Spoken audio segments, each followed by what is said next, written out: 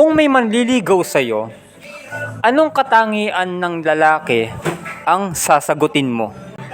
Siyempre dapat yung willing mag-take ng risk. Or yung kung manliligaw ka, may chance man o wala sa akin, manliligaw ka.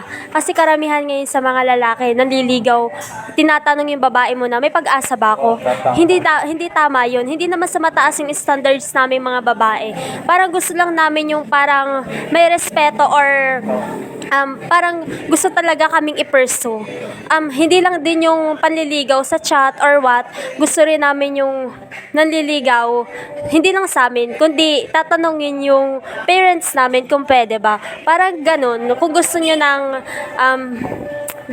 mas matagal na relationship or what, kung gusto nyo talagang magustuhan kayo ng babae, ganung style yung mga gusto namin. So now it's very clear ngayon natin na alaman kung ano ba talaga yung hindi lang yun para sa opinion niya. And I think tama ba na for general girls madalas yun talaga yung gusto, di ba? Oo, parang Yun talaga at dapat ginagawa na more on boys sa way ng panliligaw sa taong gusto nila. oo, tama. Di ba? So kasi maraming guy talaga na hindi yun alam. Nakikita ko rin talaga yun na nagmamadali sila. They think na nakapag ginawa nila yung effort, kanila sapat na at hindi sila pwede natanggihan ng babae or hindi tapat silang mabasted dahil nasa mindset nila, ginawa nila lahat. Ano yung may papayo mo sa mga kababaihan bago nila sagutin yung kanilang mga manliligaw? Kilalanin nyo muna. Kasi yung katangian, maraming magandang katangian sa lalaki kapag nakilala nyo eh. Dapat kilala nyo siya kung paano siya mag-treat ng babae. Kasi may mga lalaki na kapag tumagal, marami na ng hindi natin magugustuhan or what. Kaya mas maganda habang nanliligaw pa lang sila, dapat kilalanin na natin. Oo. Bago natin sagutin. Super Joy Hindi naman girls sa pinapahirapan natin yung lalaki na manligaw sa atin ng matagal.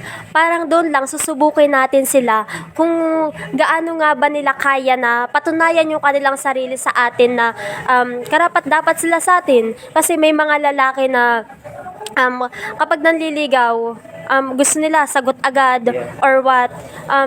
Hindi ganun dapat.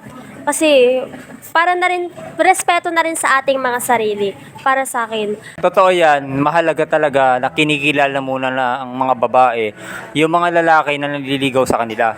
Kasi marami kasi dyan lalaki na pa-impress yan sa una eh. Yeah. Diba yung iba tinatanong ng ibang babae na hindi naman siya ganyan dati, hindi naman siya ganyan.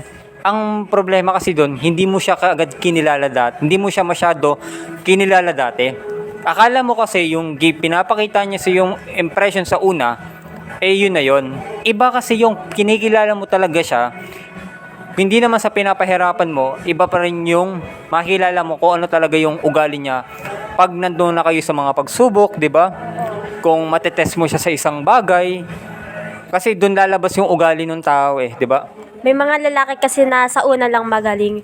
Hindi naman sa nilalahat ko, no? May mga lalaki kasi na sa una lang magaling. Yung sa una, papakita na mahal ka. Kung paano ka i-treat, tapos pag tumagal, parang baliwala na lang ikaw sa kanila.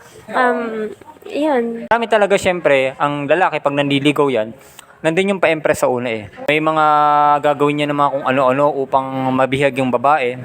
Iba pa rin talaga yung kikilalanin mo yung tao.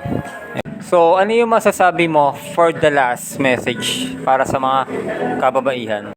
Ito girls, isa pa yon. Lagi nating ituring yung sarili natin na parang isang regalo kapag naliligaw yung isang lalaki. Kasi kung talagang gustong-gusto ka niyan, kahit na sobrang tagal na naliligaw siya or kahit na maghirap siya, gagawin niya yung lahat para makuha ka kanya. Treasure yourself and never settle for less. Kasi ang lalaking gustong-gusto ka talaga, ipaperso ka niya kahit matagal or maghirap siya na mapasagot ka. Yun lang. That's true. Yan. Madamdamin yung sagot ni ate So thank you so much sa iyo sa napakaganda mong mga sagot at napakalalaman. Okay?